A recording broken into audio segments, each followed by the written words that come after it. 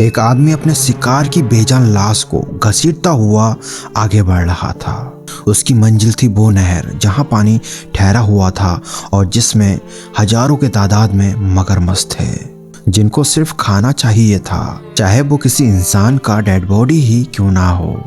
इनको एक दो नहीं बल्कि 50 से भी ज्यादा बॉडी खिला दी गई।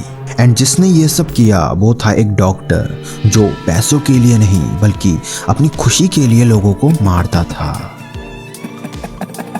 अब आप सोचो कि एक डॉक्टर जो इंसान की जान बचाता हो, वो इंसानों की जान लेने लग जाए सिर्फ अपनी खुशी के लिए, तो इससे ज्यादा हॉरिफाइंग केस और क्या ही हो सकता है। जब पुलिस ने इसको पकड़ा ना, तो उसने खुद कबूल किया कि देखो भाई, 50 तक तो मुझे याद है, बट उसके बाद मैंने कितनों को मारा ये मैंने गिना नहीं। एंड यू नो व्हाट, ये किलर 2 बार पुलिस को चकमा देकर जेल से फरार भी हो गया था। बट अब सवाल ये आता है कि कैसे और आखिर ये किलर पकड़ा कैसे गया था, एंड इस डॉक्टर ने इतने बड़े क्राइम को अंजाम कैसे दिया। Well, my name is Saurabh. तो चलो इस कहानी को शुरू से जानते हैं।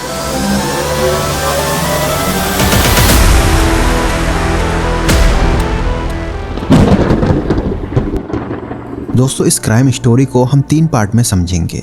पहले पार्ट में हम जानेंगे इस डॉक्टर के लाइफ के बारे में, एंड दूसरे पार्ट में हम ये जानेंगे कि एक ईमानदार डॉक्टर के साथ ऐसा क्या हुआ जिस वजह से वहां क्राइम की दुनिया में एंटर करा। एंड थर्ड पार्ट में हम ये जानेंगे कि पैसों के लिए किया जाने वाला क्राइम कैसे पैशन में बदल गया। वेल, ये कहानी बहुत ही इंटरेस्टिंग एंड डरावनी होने वाली है, सो उससे पहले प्लीज चैनल को सब्सक्राइब कर लो। तो बात है सन 1958 की। उत्तर प्रदेश के अलीगढ़ गांव में देवेंद्र शर्मा का जन्म हुआ। ये वही डॉक्टर था जिसने इस हॉरिफाइंग क्राइम को अंजाम दिया, एंड इसी कारण यहाँ पूरी दुनिया में डॉक्टर डेथ के नाम पर मशहूर हो गया। देवेंद्र शर्मा एक अमीर फैमिली से नहीं था और एक अच्छे बेटे की तरह वह अपने फैमिली को एक बेहतर जिंदगी देना चाहता था। बचपन से ही पढ़ाई में काफ़ी होशियार होने के कारण 12th पास आउट के बाद वह बुलंदशहर चला गया अपने बहन के पास फॉर हिज हायर स्टडी। फिर उसने डिसाइड किया कि वो आयुर्वेदिक डॉक्टर बनेगा, एंड देन पटना यूनिवर्सिटी से उसने BA MS की पढ़ाई शुरू करी। वहाँ काफ़ी हार्ड वर्किंग स्टूडेंट था, एंड 1982 में उसने शादी भी कर ली थी, और शादी के 2 साल बाद यानी 1984 को वहाँ प्रोफेशनली आयुर्वेदिक डॉक्टर बन गया। एंड देन राजस्थान में जनता क्लिनिक नेम से उसने अपना एक क्लिनिक खोला। क्योंकि वो काफ़ी ईमानदार डॉक्टर था, इसी वजह से उसके पेशेंट्स बढ़ने लगे और इसी वजह से उसने काफ़ी पैसा भी कमा लिया था। अब आएगा वो मोड़ जिसने उसकी ज़िंदगी को पूरी तरह से बदल दिया। एक्चुअली हुआ ये था कि उसने अपने दोस्तों के कहने पर अपना सारा पैसा लगभग 11 लाख रुपए एक गैस सिलेंडर डीलरशिप में लगा दिया, क्योंकि उसे अपना पैसा डबल करना था। बट अनफॉर्चुनेटली वो डीलरशिप निकल गई एक स्कैम। उसके जो दोस्त थे वो रातों रात वो सारा पैसा लेकर फरार हो गए। दोस्तों, उसकी सालों की मेहनत एक झटके में लुट गई, जिससे उसको काफी सदमा लगा। और लगे भी क्यों ना, जरा सोचो, अगर कोई हमारा 1000 रुपए भी लूट ले तो हमारी हालत खराब हो जाती है, और उसके तो 11 लाख रुपए उड़ गए। वेल, इस सदमे में आकर उसने अपना क्लिनिक बंद कर दिया और वापस अपने गांव चला गया। बट अब उसके दिमाग में बदले की आग जल रही थी, और यही वो वक्त था जब उसके दिमाग में वो खौफनाक आइडिया आया, एंड वो ईमानदार डॉक्टर से एक बेईमान डॉक्टर बन गया। साल 1995 देवेंद्र शर्मा ने अपने दोस्त डॉक्टर अमित के साथ मिलकर किडनी ट्रांसप्लांट का एक इलीगल रैकेट शुरू किया। हर किडनी के बदले 5 से 7 लाख रुपए मिलते थे, और कुछ ही समय में देवेंद्र शर्मा का जो लॉस था ना दोस्तों, वो रिकवर हो गया था, और साथ ही उसके अंदर पैसे कमाने का लालच और भी ज़्यादा बढ़ गया। लेकिन इस धंधे में ना पकड़े जाने का खतरा काफ़ी ज़्यादा था। सो डॉक्टर डेथ ने सोचा कि क्यों ना कोई ऐसा काम किया जाए जिसमें पैसा भी काफ़ी हो और रिस्क भी कम हो, और यहीं से शुरू होता है क्राइम के सेकंड स्टेज का सफर। उन्होंने एक फेक गैस एजेंसी बनाई और टारगेट रखा गैस सिलेंडर को ढोने वाले, और इस प्लान से इनको काफी मुनाफा होने लगा।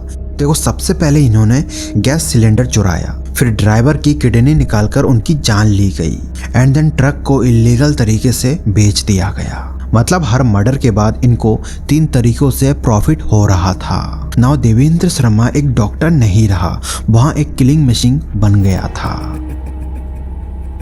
एंड यू नो दोस्तों, उसे अब इस क्राइम में मजा आने लगा था। लेकिन अब सवाल ये आता है कि इतने सारे लाशों को आखिर ये ठिकाने कहाँ लगाता था। वेल इसी तलाश में डॉक्टर ने कई जगह सर्च करी एंड फाइनली उसे एक लोकेशन मिला, हजारा कैनाल। यहाँ एक सुनसान इलाके में था जिसमें ठहरा हुआ गहरा पानी और हजारों की तादाद में मगरमच्छ थे। सो डॉक्टर डेथ के लिए ये एक परफेक्ट जगह था अपने क्राइम को बैनिश करने का। लाशें मगरमच्छ के पेट में चली जाती थी जिससे कोई सबूत बचता ही नहीं था। नाउ डॉक्टर डेथ एक ऐसा क्रिमिनल बन चुका था जिसे पकड़ना लगभग इम्पॉसिबल था। खैर पकड़ा जाता भी कैसे, कोई सबूत तो होना चाहिए ना। नाउ जैसे जैसे समय बीत रहा था, डॉक्टर डेथ के अंदर से पैसे कमाने का जो इंटरेस्ट है वो खत्म हो रहा था, क्योंकि अब उसे लोगों को मारने में ज्यादा मजा आ रहा था। साल था 2000। उसने अपने क्राइम का पैटर्न बदल दिया। वो दिल्ली या गुड़गांव से एक टैक्सी बुक करता और उसे हजारा कैनाल की तरफ ले जाता और मौका देखकर चाकू निकालता और ड्राइवर को खत्म कर देता एंड उस ड्राइवर के लाइफलेस बॉडी को घसीटते हुए हजारा कैनाल में फेंक देता, जहां मगरमच्छ उसे चट कर जाता और सारे सबूत मिट जाते एंड देन टैक्सी को 20 से 25 हजार रुपए में बेच देता। जस्ट इमेजिन दोस्तों कि ये सिलसिला कंटिन्यू 4 सालों तक चला। अब सवाल ये आता है कि वो पकड़ा कैसे गया। देखो एक दिन वो सेम पैटर्न को फॉलो करते हुए एक टैक्सी ड्राइवर को हजारा कैनाल की तरफ ले जा रहा था, बट टैक्सी ड्राइवर को कुछ अनयूजुअल सा लगा, इसलिए वो पहले से सतर्क हो गया था। फिर डॉक्टर डेथ ने जैसे ही टैक्सी ड्राइवर को मारने की कोशिश की तो जैसे तैसे टैक्सी ड्राइवर ने खुद को बचा लिया और इस इंसिडेंट के बाद वहां फाइनली पकड़ा गया। At the first time police वालों को लगा कि देवेंद्र शर्मा ने लगभग 20 से 25 लोगों की जान ली होगी, लेकिन जब उससे पूछताछ की गई तो उसने हंसते हुए कहा 50 तक तो मुझे याद है साहब, लेकिन उसके बाद मैंने गिनना बंद कर दिया था। ये सुनकर वहां पर जितने भी लोग थे ना, उनकी रूह कांप गई। चूंकि पुलिस को कोई सबूत नहीं मिला और मिलता भी कैसे, सारे सबूतों को तो मगरमच्छों ने खा लिया था। इसीलिए देवेंद्र शर्मा उर्फ डॉक्टर डेथ को 7 मामलों में उम्र कैद और 1 मामले में मौत की सजा सुनाई गई। 2004 से 2020 तक वहां जयपुर के सेंट्रल जेल में रहा। फिर अचानक एक दिन उसने अच्छे व्यवहार के नाम पर 20 दिन की पैरोल मांग ली और हमारे सिस्टम ने दे भी दिया। फिर पता है क्या हुआ, बाहर आते ही वो फरार हो गया। अपना होलिया बदलकर वहां दिल्ली चला गया और एक प्रॉपर्टी डीलर बन गया। फिर पुलिस ने काफी मुश्किलों से लगभग 7 महीने बाद उसको पकड़ लिया एंड इस बार उसे तिहाड़ जेल में भेज दिया गया। एंड हमारे सिस्टम की लापरवाही देखो, उसने फिर पैरोल मांगी और उसे मिल भी गई। फिर क्या होना था, वो फिर से फरार हो गया। कंटिन्यू 2 सालों तक पुलिस ने उसे पागलों की तरह ढूंढा, बट वो कहीं मिल ही नहीं रहा था, मानो जैसे कि वो गायब हो गया हो। फिर अचानक 2025 में पुलिस को एक टिप मिला कि वो राजस्थान के दौसा गांव में है। पुलिस तुरंत पहुंचती है वहां, पर सामने एक बुढ़ा पंडित बैठा हुआ था, संत दयादास महाराज। लंबी दाढ़ी, सफेद बाल, आंखों में चश्मा और लोगों को आयुर्वेदिक दवा देता हुआ। इस पंडित को देखकर कौन सोच सकता था कि ये वही डॉक्टर देवेंद्र शर्मा था जिसने इतने बड़े क्राइम को अंजाम दिया था। देखो पुलिस उसे डायरेक्ट अरेस्ट नहीं कर पाती क्योंकि वो गांव में काफी मशहूर हो गया था और उसे पहचानना लगभग इम्पॉसिबल था। इसीलिए पुलिस ने एक प्लान बनाया, होलिया बदलकर यानी गांव वालों के भेष में ही उस पर नजर रखने लगे।